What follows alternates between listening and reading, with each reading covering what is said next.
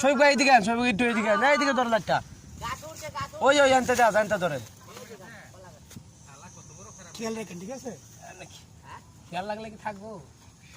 সাপ ওটা লাগবো ওটা হইলে এটা নামবো দড়ি এই জায়গাটা ভালো লাগতেছে আবার নামে দৌড় মারবো না কামড় মারবো না কথা করতেছি না কামড় দেয় না কেমনে কাছে উঠলে আপনাকে